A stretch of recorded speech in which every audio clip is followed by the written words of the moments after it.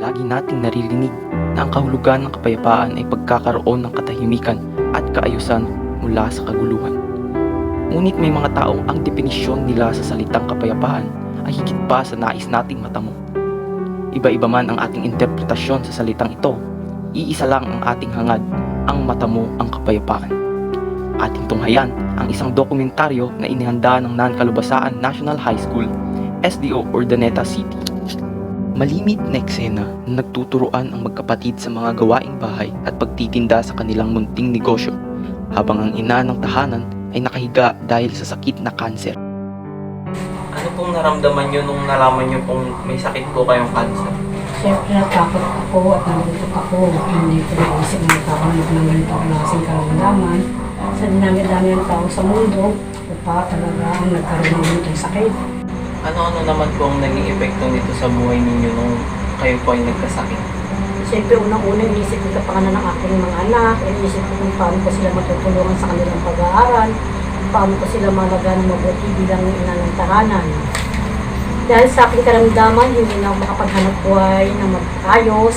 Ang aking mga anak ang lumako ng responsibilidad na dapat akong gumagawa. Ikaw naman, Dayan. Mula nung magkasakit si mama, hindi na ako makapag-concentrate sa pag-aaral ko. Madalas din ako mapag-isa kahit naniyaya ako ng mga kaibigan ko, ng mga kaklase ko. Dahil lagi kong iniisip yung kalagayan ni mama at yung pamilya namin.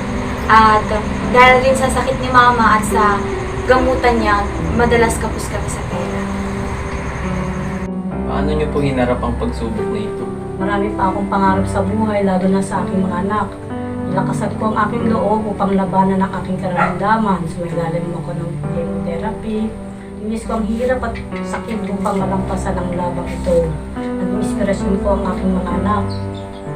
Ikaw, Dayan. Walang sino mang anak ang hindi gustong gumaling ang mga magulang sa karamdaman. Gabi-gabi akong nananalangin at humihingi ng awa at habag sa Panginoong may kapal na pagalingin ang aking mahal na ina. Pagkalipas ng ilang taon, dahil sa tuloy-tuloy na gamutan at taimtim na panalangin, naging maayos na ang kalagayan ng kalusugan ng ina ni Dayan.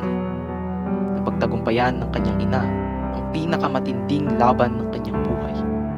Nagkaroon siya ng kapayapaan ng loob upang harapin ang muling pagbangon kasama ang kanyang pamilya. Kamusta na po kayo?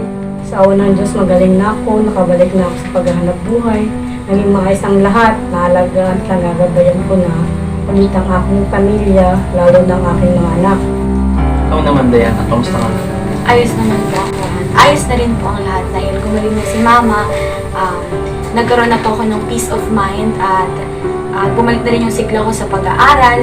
Tigit sa lahat po, nawala na yung pangamba sa puso ko na mawalan ng isang ina. Ano namang mensahe mo sa mga katulad mong nakaranas ng kaparehas na pagsubok sa buhay? Para po sa mga kabataan, sa mga tao na nakakaranas ng problema na pinagdaanan ng pamilya namin, isa lang talaga yung may papayo ko na manampalataya. Dahil sa mga days na ganito yung pinagdadaan natin, may problema tayo, talagang naguguluhan tayo na hindi natin alam yung gagawin, nababalisa tayo, na natatakot tayo sa pwedeng mangyari sa bukas. At yung mapapayo ko lang talaga is manampalataya tayo. Dahil sa mga ganitong panahon is, ang malalapitan lang talaga natin is si Lord. And yung sakit na cancer, hindi siya biro, hindi siya madaling labanan, at I believe only few people lang yung nakaka-survive ng ganitong sakit. That's why ang talagang tanging sandata lang natin is pananampalataya natin. And naniniwala po ako na pag may pananampalataya tayo na meron man tayong pinagdadaanan ngayon, pero bukas mayroong kaligayahan at magandang kinabukasan na nilaan para sa atin. Lahat tayo ay may kanya-kanyang laban sa buhay. Kanya-kanya tayo ng pakikibaka sa pagkamit ng kapayapaan. Ang aming kwentong inilahad ay isang halimbawa kung paano natin matatamo ang tunay na kapayapaan. Ito ang lihim na laban para sa kapayapaan.